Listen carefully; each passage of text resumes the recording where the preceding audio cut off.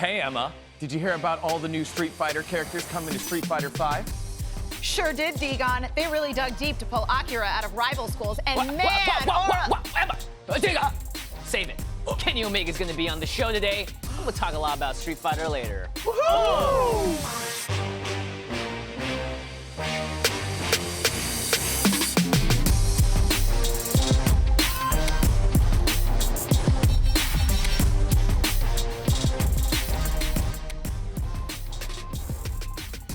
Hello and welcome to The Download, coming at you live from right here in the VENN studio. I'm Daniel Degon Gonzalez, together with Jimmy Wong and Emma Fife, and we're here to break down the news about everything you care about. Later on in the show, we're gonna have an interview with the wrestling ultra star Kenny Omega. I'm so excited. Hit us up in our Discord or in our chat. You have from now until then to let us know what you would like for us to hear from him.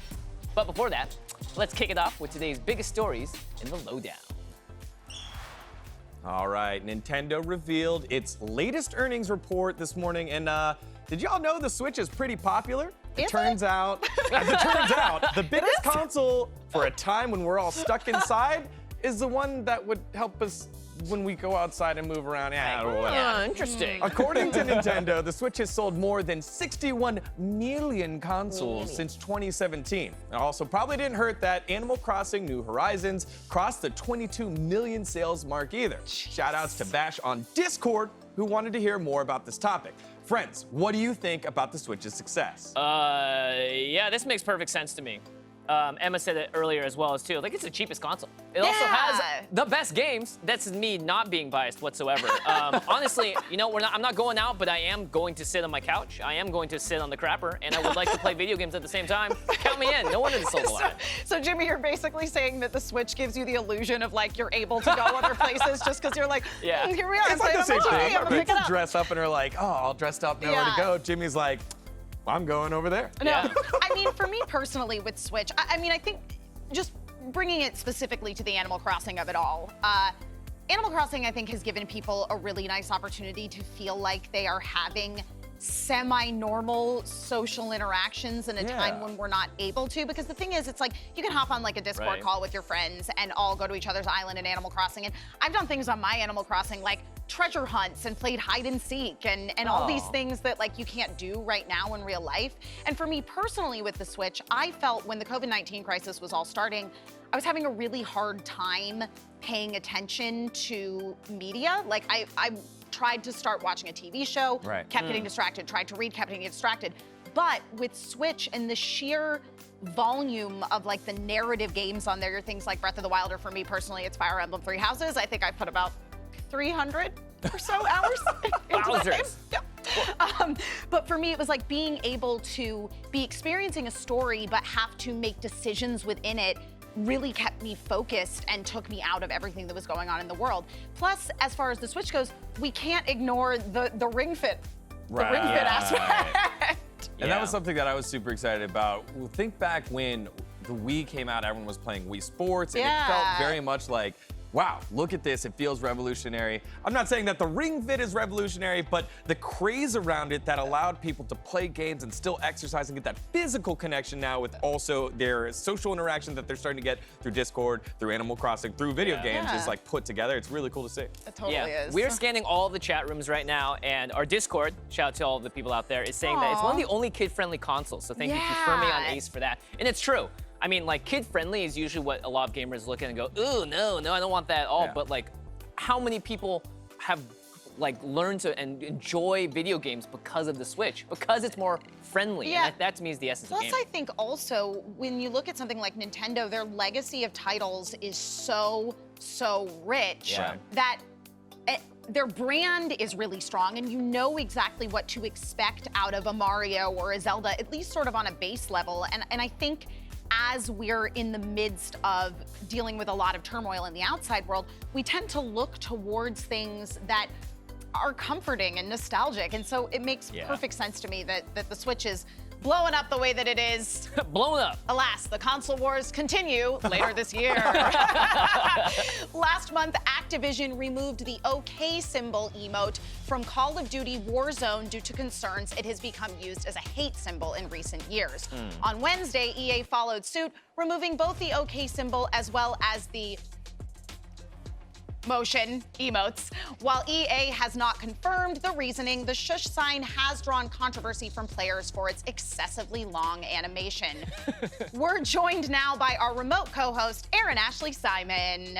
What's up, Aaron? Hey. Aaron, do you feel like the removal of these emotes is the right thing to do?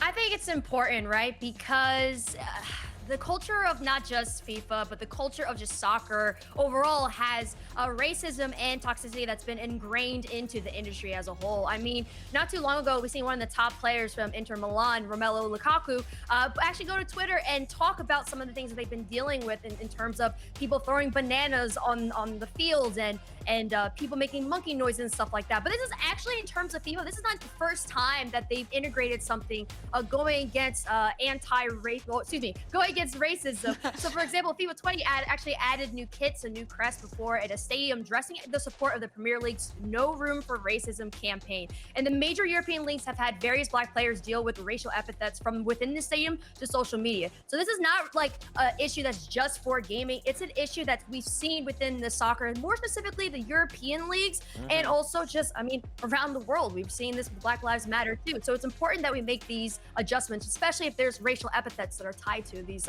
symbols and these gestures. Yeah. Right, and to clarify, the gesture that was removed is the one, not the normal OK symbol that everyone's so used to seeing, and the one that we feel like has been appropriated by racists, but the one that was done by a challenge with Dele Alli back for Tottenham. That's why you saw that clip over and over again. It was like, hey, look, how do you flip your hand and then get the circle on the outside? Yeah. But it feels close enough to that it gets removed. And also, one of the major reasons it was removed from a technical standpoint was the fact that the gameplay started to slow down. If you're taunting your opponent, and it lasts for like 15, 20, 30 seconds because that whole animation takes that long, and the player that scores a goal in FIFA is the one that controls whether you skip past the replay or not.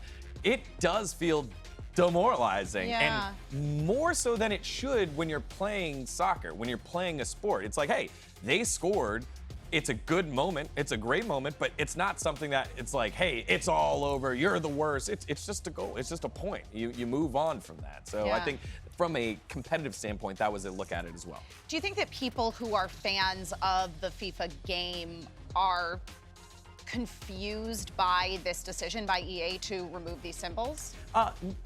From what I had read, the OK symbol, no, that makes sense. But the shush symbol seems like they were, because that is something that players actually do. They do this when they're at opposing stadiums, right? Because stadiums have the freedom to be hostile to the opposing team. And there's nothing more satisfying when you score a goal when you're the underdog team. And so when you tell them to quiet, you have that control over the whole stadium. That's a feeling that is real. So I think there was kind of like confusion over that one. But again, if it's more of an animation thing and it's taking longer and it's inducing frustration and anger and whatever, then I think that I understand through FIFA.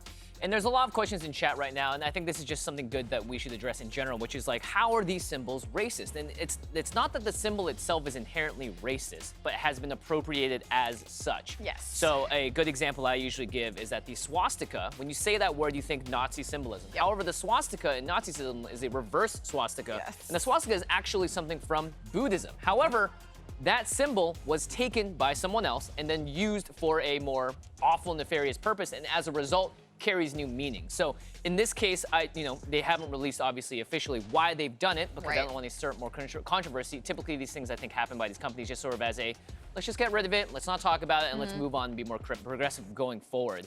But just for everyone wondering, that this symbol, again, has been appropriated into something that it is not. And the continued use of it is something that EA and I suppose these other companies would not like to see in their games. And I cannot disagree with that. Yeah, I think in general. Yeah, and another connotation to that as well is the removal of the noose within Overwatch as well. You know, Literally some exactly people what I may was look gonna at say. the noose as like, Yeah. There's so many people, they let me look at it and be like, oh, well, it's a noose or it's associated in terms of a lasso. But the connotation when it comes to the Black community is different. So it's just about us being more mindful of some of the things, the gestures, and the symbolism that are used within video games. Yeah, absolutely. Well, again, Erin, by the way, if you don't know, is one of our main hosts on the Yes. show. She's not a guest. She is here to contribute. She's here. So thank you so much for letting us know that. Now, a little behind the scenes for you all. We've been rehearsing this show for weeks and weeks, and the topic of the U.S. military using Twitch as a recruitment tool has actually come up several times, and we talked about it a lot on the show. On Wednesday, the topic once again resurfaced as the Army returned to Twitch after a brief absence following controversy surrounding allegedly fake giveaways and accusations of banning viewers for asking about war crimes. So this is obviously a bit of a, well, fiery subject to say the least. So let's bring it to the table here. And Erin is someone that spoke a lot. Oh, actually, I'm sorry. There's a statement that they provided to the download. Wait, is this our first official statement? Yeah. Oh, freaking. We're official. Hands up for our first statement. Dang. You'll see it on the screen now. We'll read it a little bit. The U.S. Army esports team is reinstating access for accounts previously banned for harassing and degrading behavior on its Twitch stream. The team is reviewing and clarifying its policies and procedures for the stream and will provide all who have been banned the opportunity to participate in the space as long as they follow the team's guidelines. And the team will resume streaming on Twitch in the near future, but a specific date has not been set at this time. So, Erin, you spoke the most about this originally. Would you like to elaborate on this issue and how you feel and sort of what's going on in your head? Yeah, of course. I mean, let's start off with just the U.S. Army, Navy, and Air Force have historically been active in esports and gaming. So, and especially when it comes to their long, ongoing outreach programs. So this is not anything new, right? I mean, a lot of companies are figuratively salivating at the hopes of securing the youth, like through their marketing initiatives, everything like that. But what I will say is that the recent giveaway that they did, it was a link that went to a website, which was a recruitment page. On that recruitment page, it didn't have any information in terms of the contest, how they won. All they did was, hey, you go here, you could potentially win an Xbox Series controller, you know, and you'll get that as part of the giveaway. But there was no information to it. Now, it's one thing if you're coming in and utilizing it as recruitment, but this was a little more of a misleading bait tactic, which historically, you know, the U.S. Army and uniformed services have done various different forms of outreach, whether it's in schools or in games. So it kind of draws along the lines of like, should government issue entities or even political entities be able to even utilize Twitch? And then what is that even, and how do we draw the line, especially when it comes to the First Amendment? So for me, I'm on the other side of this conversation because I think it's fine that the Army does this, right? I think it's okay to recruit over the platform. The thing that is not okay, and Erin hits this point home very well, is the bait and switch. If you say you're going to give away an Xbox Series Elite controller and then there's nothing to that, that's absolutely against the terms of service and the conditions of using Twitch. Yeah. However, being a platform to advertise and outreach and create awareness, that is what any brand on Twitch does. And so if we're saying, hey, protect the First Amendment right, that is exactly what the Army is doing in this case, right? So it's outreach, it's awareness, but not it's like a lobbying, right? You're creating awareness of a situation. If there's like, hey, look, we need to fund the teachers program, and there is a monetary value behind that, that person can tell you how to vote. They can give you the facts behind it and then educate you, but then you still are up to making your own decision there. So I don't feel like it's nefarious, because if that's the case, then, hey, the high school national football like players showcase, guess who sponsors that? That's the Army. Basketball, that's the Army. Look at all the different things that the Army already recruits in, and then we're saying that's wrong. I don't think it is. It's just saying, hey, look, there's a whole world out there for you. If you feel like that you don't belong, if you feel like there isn't something that's there for you, there is this for you to serve your country and protect the nation. Sure. Yeah, I think that it's definitely a nebulous sort of issue at this point, because I completely see your point, Stegon, of like, how is this different than the Army physically going into a high school and reaching out to people that way? And then, but you do also, I think, have to factor in that Army recruitment is often targeted, and for good reasons, because it is an option for people to sort of get themselves out of disadvantageous situations. That's been true since the beginning of U.S. history. Sure. But I think that when you're looking at something like Twitch, that is something that is free and available to people that might not necessarily have access to cable, satellite, whatnot, sort of more traditional television. And on top of that, the youth, by and large, that's how they're consuming their media, is via these streaming channels. So I think for me, it's the lack of transparency is really what it boils down to. It's like, if they're gonna like actively recruit on Twitch, I might have a problem. I'm fine with them using that as an outlet to be like, hey, if you wanna check out our recruitment tools and educate yourselves about your options as far as the US Army goes, I'm completely fine with that. Right. It's the fact that they kind of snuck in there with like a, hey, we'll give you an Xbox. Sure. That is my problem. And that I don't disagree with. So I agree with that. Where I think it is like, hey, look, the Army, the government, they're not evil, they're slow. That's what they are. And I think there's in our generation, You're not wrong. there's a much larger understanding, a generational understanding of transparency, Yeah. of being open and of sharing. And if the youth are prevented from joining the Army, those are the agents of change. Those are the ones that are representing our generation to make it more transparent, to get more open style thinking there. And so if those people are prevented from opportunities of realizing this is a path forward, then I think the change will continue to be slow. Yeah. This is just a thorny topic all around. Yeah, what do you have to say, Aaron?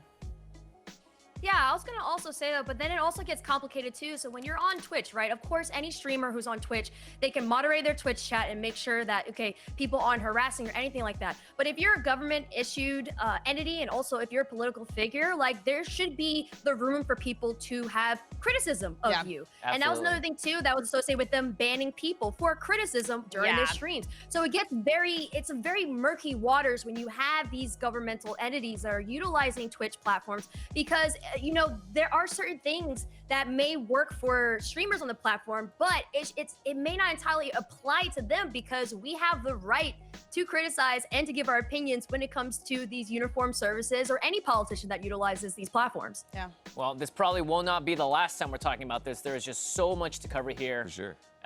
Fantastic, though. Thank you all for involving yourselves in the conversation. I know it definitely can be a risk sometimes, as we all have presences online as well. So thank you all very much. And Aaron, always good to hear from you. There's plenty more coming up on the download, including a certain giant streamer returning to Twitch. But first, it's time for today's solo queue.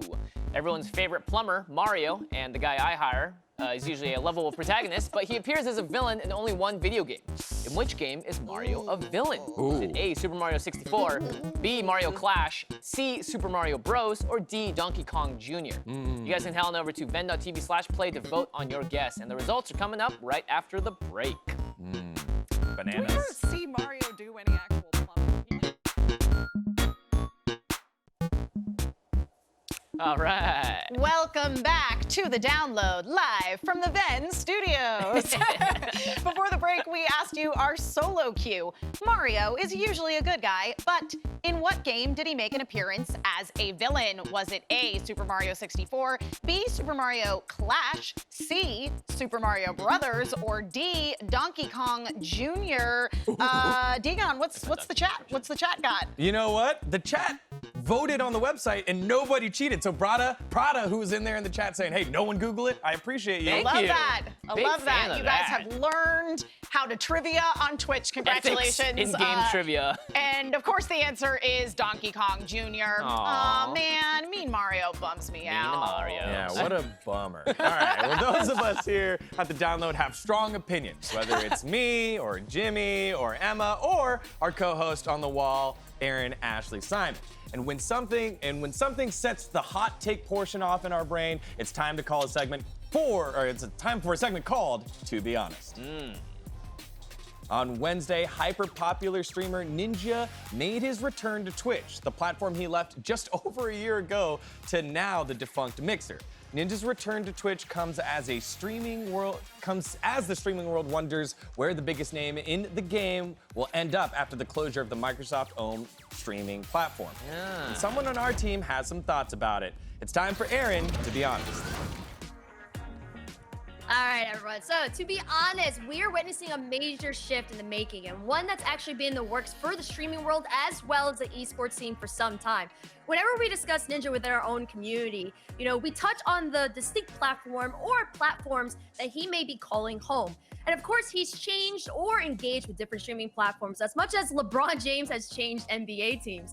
Now, Ninja is a free agent, and at this point, it really doesn't matter where he streams. People will follow, the press will follow, and even if you're not a fan of his neon hair or lack thereof thanks to quarantine, I completely feel him on that one, your interest and curiosity will follow. And that's because he has transcended into a star who rises above his platform, and it's now becoming more recognizable even to people who don't follow streaming or even understand this space. We've seen the transformation of stars in other aspects of pop culture, whether it was music or even traditional sports. And now Ninja too has become a mainstream famous and has set the branding precedent for all other streamers. The industry is changing, and it's no longer just about being a streamer. This is redefining the very boxes that confine gaming and confine streamers and confine players as a whole. So now that Ninja's joined the pantheon of one-name transcending stars like LeBron, Beyonce, and Kanye, the question is this an anomaly or the start of a trend? We will discuss this as a team, but first, Twitch chat, I want to ask you guys this question. Who do you think is more important, Ninja or LeBron? Let us know, and as always, reveal the results Ninja or shortly after. I know. This is Listen, I had to spicy. get a little spicy with this one. I gotta get spicy with this one. But while they're voting, team, what do you guys think? It's a Well, hot take. it's a hot take, but even hotter is kind of breaking news right now. Oh? Dr. Disrespect just put a $4.99 sub button on his YouTube channel. So how about the question, we're gonna do numbers here. Number 1 is Ninja. Number 2, Dr. Disrespect. Number 3, LeBron. I don't know why I put LeBron Wait, are third. those all in a poll right now? What's happening? We're gonna do it in Real the chat. question, Do it in the which one chat. of them We'll would count you it vote afterwards. for president? You know? no, We're at that Painstakingly point. ask which one it is. We'll count all of them. Oh, right. But yeah. Well, I guess we got a poll going. Is that correct? We're gonna take a look at If results. not a poll, just blow up If our not a chat poll, and just let blow us it up. know. Blow it up in the I'm chat. seeing the chat scroll by really fast now. Blow it up, everybody. Breaking Dr. Disrespect news just went ahead and just X'd out the entire conversation. Wow. Once again, Dr. dang. Disrespect news takes over my life. Well, I It think it's does. important because it's not just Ninja here, right? Because the whole question is Ninja this Right. talent that is, blowing up like that? Well, Dr. Disrespect was in that conversation beforehand as well. Until, all of a sudden we get this mysterious ban. And if it does, it also created controversy that put more eyes on the topic. Yes. However, Ninja, I think, is the gamer representative that I would want that is more akin to LeBron because he's such a fantastic representative of good. I see. He tries to give back Interesting. money. He tries to do charitable acts. Sure. He tries to act correct. You see how much he gives back to the community. So it's very similar to what LeBron does. It doesn't matter if you are a fan of the Lakers or of LeBron, you know he's a good dude. And you know that what he does kind of transcends just basketball. And Ninja is that kind of guy as well. Right. Yeah, I mean, with chat chiming in, something cast says, I don't even watch basketball, and the answer is LeBron, because again, don't watch basketball. Though my favorite comment here is smartest man in the world, lots of underscores in there, says, wait, Ninja returned to Twitch?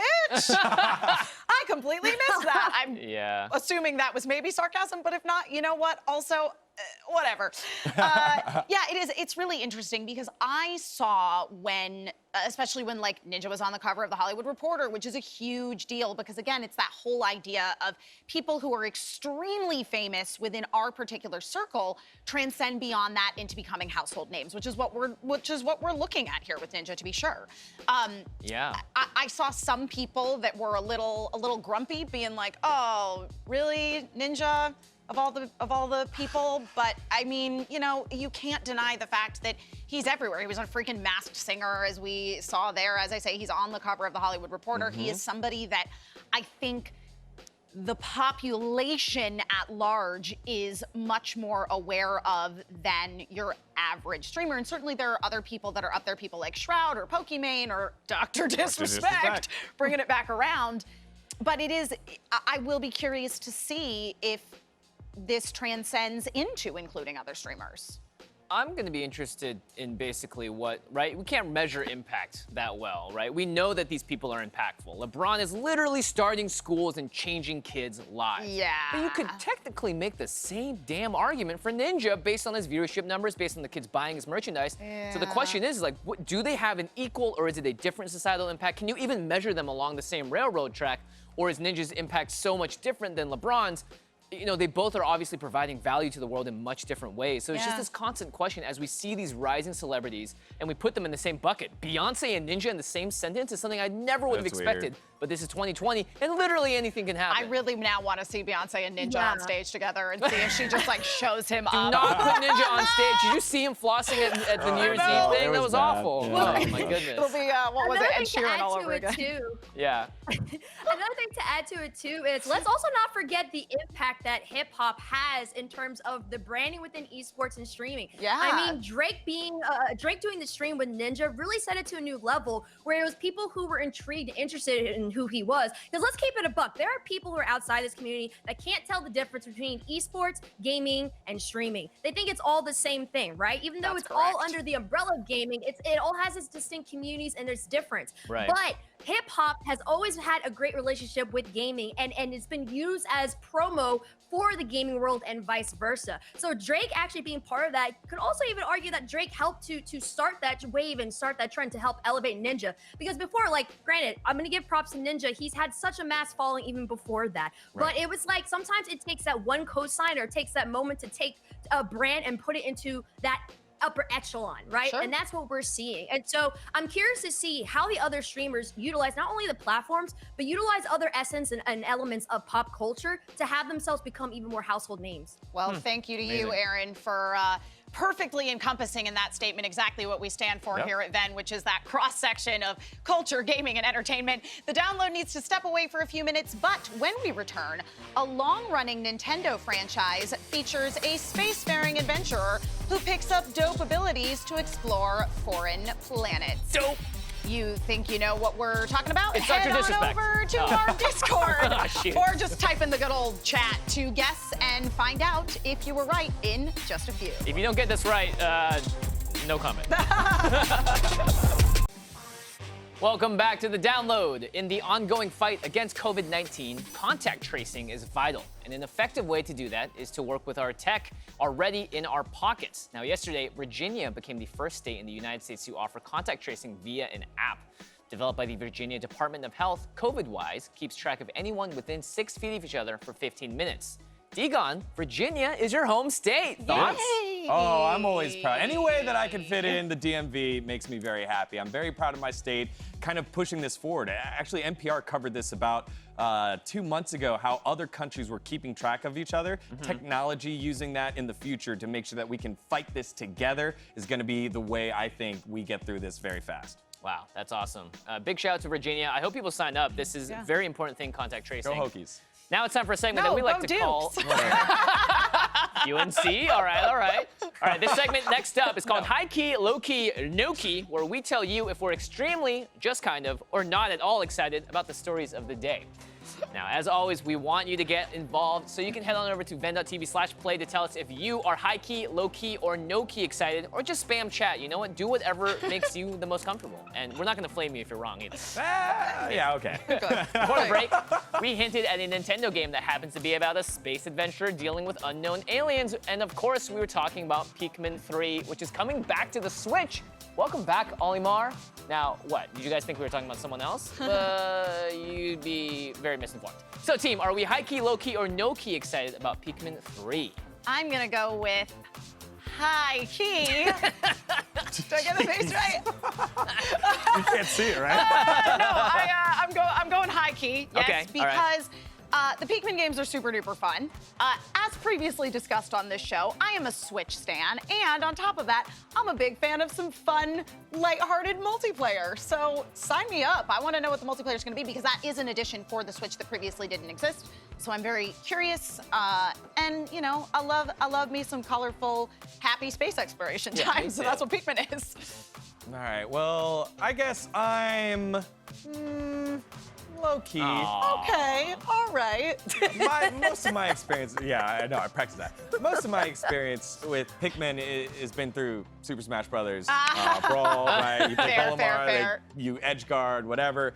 However, Pikmin does have a place in my heart. It was one of the first games that my brother played, and so I watched it through that. It was really cool to see the different colors, the environments, and it's a very unique style game. So I do think that it's cool anytime a franchise continues on and makes even more of it to build onto that universe. So, you know, cool, but it did originally come out in 2013. So. Yeah, okay. All right, I'm, of course, high-key excited. Yay! Anything that involves Nintendo, my bae, I usually love. Alan Buzzy in Discord said that Pikmin is a franchise Nintendo seems to not care about, and today it isn't. And it's true, this series has not received the love that I think a lot of people want. Actually, in general, Nintendo franchises are so beloved that when they don't get updates or whatever it is, people sort of freak out. But now it's not the case. Pikmin's coming back on the Switch. This game is just tons of fun if anyone's played the first and second ones. And you know what? I just love just collecting these guys, putting them on. Games like this that give you a challenge, sort of like that Toad one. Captain Toad, you know, you have a set thing, you need to accomplish a goal, and when you're done with it, it's great. No one's fragging you in the head. No. No one's screaming at you in chat. Right. You save the Pikmin, you save the day. Thank goodness. I love that. On Tuesday, a trailer for upcoming survival sailing game Windbound dropped, and it caught the internet's collective eye for its beautiful art style and unique take on the survival genre. It doesn't hurt that people are drawing comparisons to Breath of the Wild either. So friends, after checking out the trailer, are we high-key, low-key, or no-key stoked to take on the sea in Windbound? All right, so getting to review this, I am Highkey. Hey! Look at that face.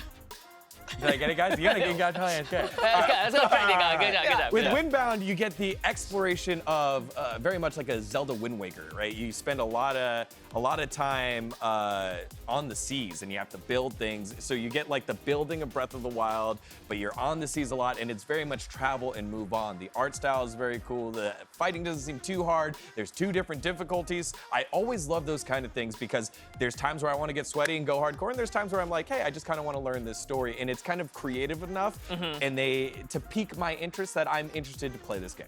Yeah. Very nice. All right, well, it should have come as no surprise to anybody that I am also gonna go high key. That's it. There you go. All right. I think that this high key is just like my natural state. Oh my God, this game is exactly the kind of game that I like to play. I love the art style. As incredible as stuff that's done in like Unreal 4 and the sort of more realistic looking graphics look, I am a sucker for some cel shaded goodness, and this is definitely that. I love adventure games of this style, and I also love survival games. And, you know, specifically thinking about like survival, like Resident Evil horror, it's nice to see it in sort of like a different scope. Right. So. I'm just gonna go ahead and be low-key excited about this. Because survival games stress me the heck out. I don't know about you all. I mean, I love the art style, love everything else. I'll probably try it out. At the very least, I'll definitely watch it on stream. Yeah. All right. Finally, some news from the Marvel world. Director of the 2020 Candyman and 2018's indie darling Little Woods, Nia DaCosta, has been handed the reins to the upcoming Captain Marvel sequel, taking over from where Anna Boden and Ryan Fleck left off. Now, team, you know what to do. High-key, low-key, no-key, or Lowkey, I guess, is a Marvel superhero. I see what you did there. Well, let's see him. Let's see him. High key! Oh, that's 3 for 3. 3 for 3, baby! Yeah, so number 1, I love Candyman, the original. I was super excited about the fact that she was already directing the reimagining continuation, little unclear. So heck yeah, I mean, and also it's like really important to note that this is the first Black woman to direct a film in the Marvel Cinematic Universe, and that's a really huge deal. So I am all in on this. Big time. All right. Well, I am Nokey. What? But actually, it should probably be like more Nokey because I never watched Candyman, so I don't have a frame of reference. Oh, so I see. the news of new Candyman coming out doesn't mean anything to me, and I liked Captain Marvel itself, so like, you know, change is like, so I don't know. Nokey. Yeah, 1000% high key. Give me your high key so I can be more high key about Yes. this. I was able to work with a fantastic female director in Nikki Caro, and it makes a freaking difference when you have a woman telling a woman's story. And to give more opportunities like these big budget movies to these amazing filmmakers already, count me in. I know that not everyone's a fan of the Captain Marvel franchise. I don't really care about Captain Marvel, right? To me, I see this.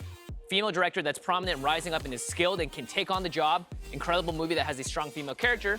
Pair it together. Let's see what happens. I see horror director to another genre, usually a slam dunk. Jordan Peele, anybody? Yeah. All right. All right, well, it's time for the download to take a break, but when we return, AEW star Kenny Omega is here live to talk about Street Fighter V, wrestling games, and whatever else he wants to talk about. He's right there. We're not going to try to stop him. He looks very strong, and that wall is amazing. So cool. Don't miss it when the download returns. Dude, that's sick.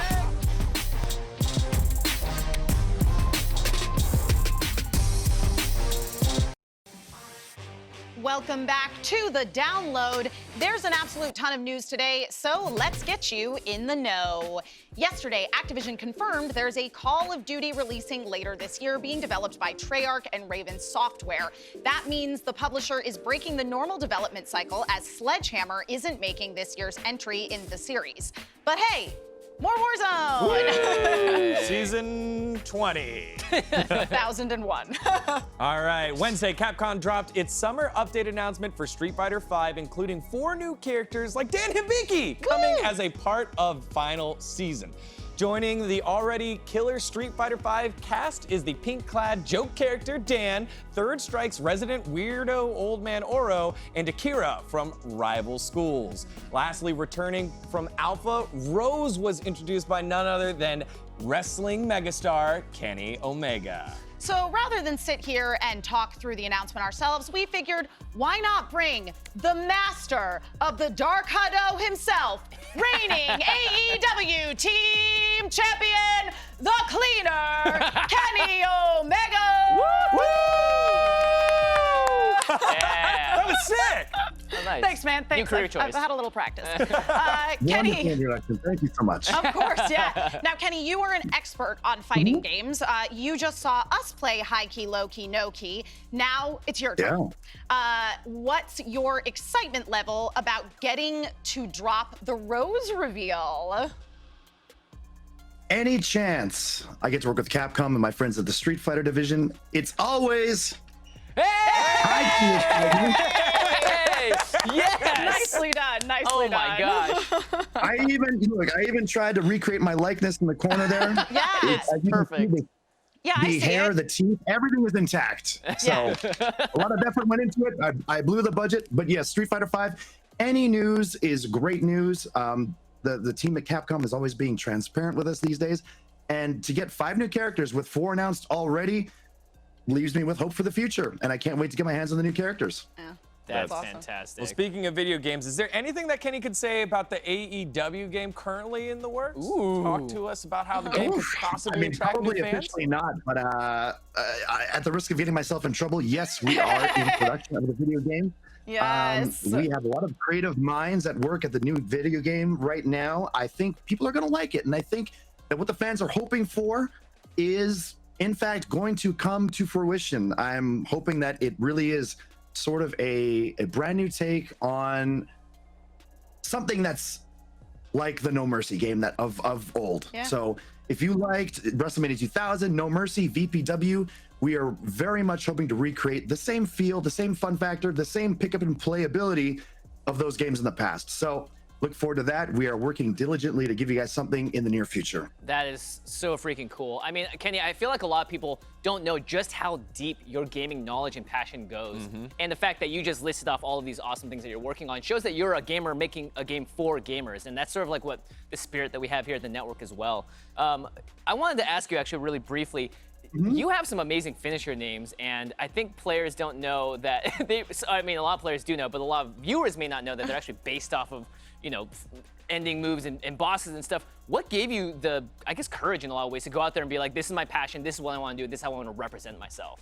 I'll make a long story short. So I was a little disenfranchised with wrestling in about the year 2006. I wasn't sure who I was, what I was doing, what I wanted to become, if I even wanted to be a wrestler. So I just thought I'd throw out a Hail Mary and say, let's just be myself. If people don't like me as me, maybe I don't belong in this business. I didn't want someone to write a character for me. I didn't want to portray something that I wasn't. I thought, who am I? What am I? Well, I'm an athletic guy that's good at sports, and I like video games. And so I felt that if I was channeling that, my real passion in life, then maybe that passion would shine through in my performances in wrestling. So that's where a lot of the video game influences sort of came out, and I started using the Hadouken. I started to use, the Flashman Time Stopper. And of course, as of late, my new finisher, the one-winged angel. Yes. So Yes. yeah, So perfect.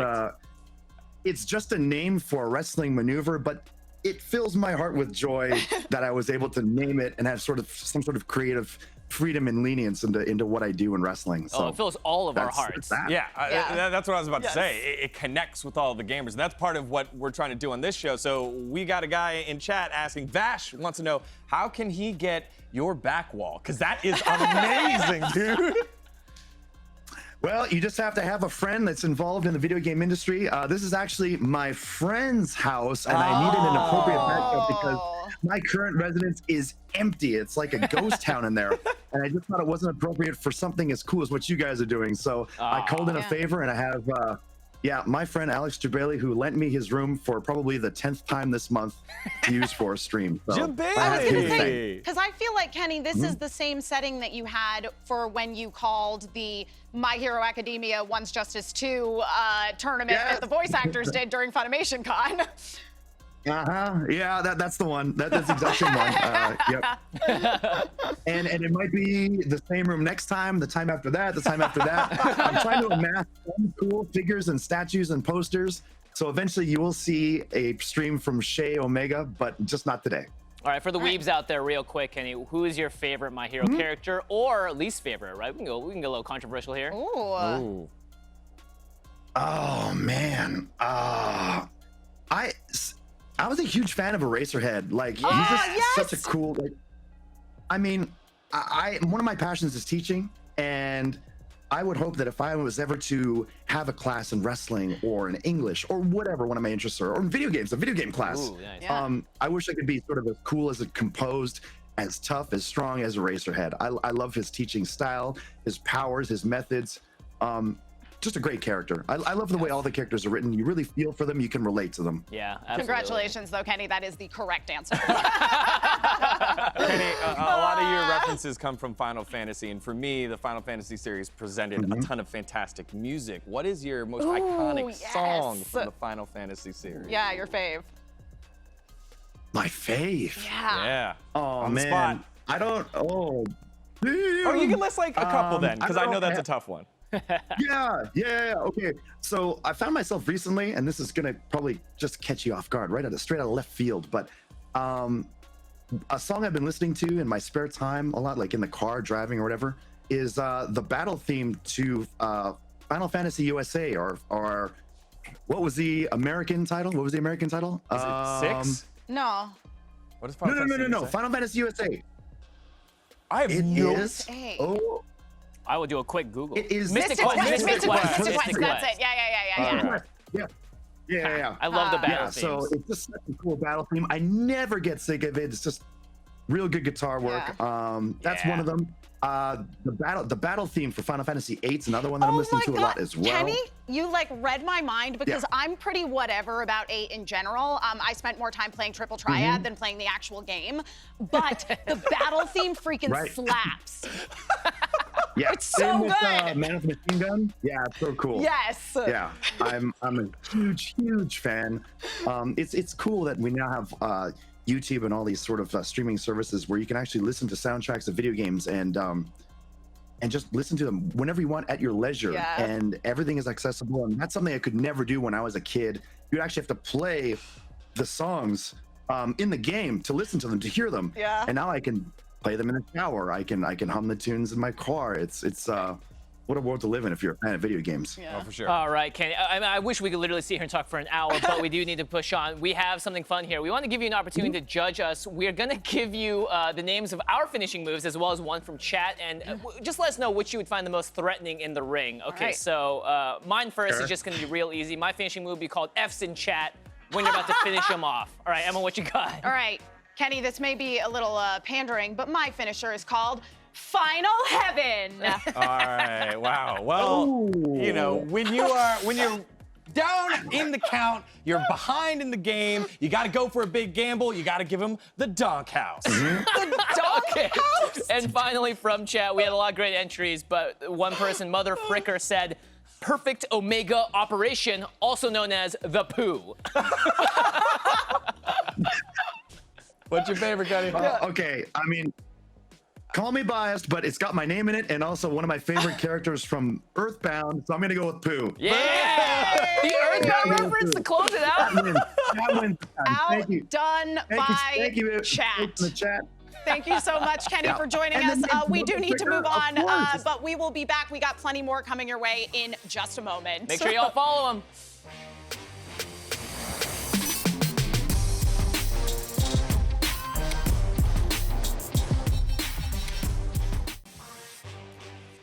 Welcome back to The Download, your place for all the news that matters to you. The gaming community regularly comes together to do some really awesome and creative stuff, and those of us at The Download absolutely live for when that happens. We're gonna show you some of our favorite community-driven clips and picks from around the gaming world in a segment we like to call SquadGoals! Nailed it! Back in the day, Cthulhu was a problem of sorts for World of Warcraft players. It took them weeks to get the world's first kill, and then this week when Encourage AQ opened up in WoW Classic, the guild Onslaught managed to take it down in about 30 freaking minutes. Say what? Good job. That's ridiculous.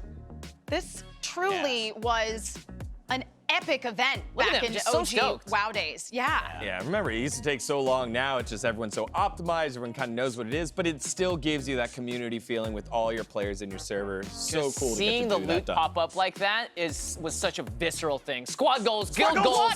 Guild goals, guild goals. Guild goals, guild goals. Yeah, guild goals. Speaking of cosplay that actually works, if you want to give your cosplay a little bit of the old razzle-dazzle, Razzle-dazzle. functioning wings are always a great option. Like with this Mercy build That's so from cool. Zabartus over on Reddit. Not only did he make the wings open like Overwatch's most aggravating healer, I didn't write that. He added lights. Now you're just showing off, Zabartus. Yes. Moving parts to cosplay Yeah. is sort of like Oh. the next echelon, I think, for a lot of cosplayers to step into. It's so dope. I mean, I can barely make armor in the first place, so honestly, that is SquadGoals. Remember, this may be a little bit disturbing. This PC built by Cami Roebuck to celebrate the PC release of Hideo Kojima's Death Stranding. Now, I normally call my PC my baby, but in this, there's a baby inside my baby. It's a babyception. No, Baby. guys, I'm really worried that baby's gonna melt, because like that's a rubber baby. Baby goals. Sure, Squad Goals. Baby goals. Hey, for Squad Goals, we want to show off something cool that features our very own squad here at VENN. Check out this dope fan art by Chrissy Costanza by Chrissy Twitter Costanza. user Artyanmaru. I'm sure she's a wonderful Chrissy, artist. Yeah. it was of Chrissy by Dang. Artyanmaru, featuring the host of the show that comes on in just 1 hour in Guest House. Squad goals. Squad goals. That's going to do it for us here on The Down. Whoa, hold on, Emma. I'm hearing that, yes, the download has received some fan art. Wait, hold on. What? Who wrote this? Okay, wait. Let's take a look at the fan art. No! Wait. I don't see it. This is just a picture of us. This is fan art. This is a picture of us. Want to be part of our squad? Then send whatever you're making that's cool to our Discord, or tweet it at us with the hashtag VENNSquadGoals. Squad Goals. That is going to be it for us here on The Download. Of course, we will be back tomorrow. I mean, we will be back tomorrow because the thing is today even we got inundated with so much news. However, as y'all know, PlayStation State of Play dropping later today, just an hour from now. Plus, we had Dr. Disrespect. And Dr. Disrespect. The noise coming on in. Plus, Kenny Omega was so cool. I know, Kenny Omega was so cool. Big news too, LFG Looking for Games premieres tonight on the channel. We will all see you in the chat then. See you later, everybody. Get those muscles ready. Bye-bye. Do Pump it. push-ups. Yeah, we got Kenny Omega on that show too. Why not? Squad Goals. We're gonna do push-ups now. Okay.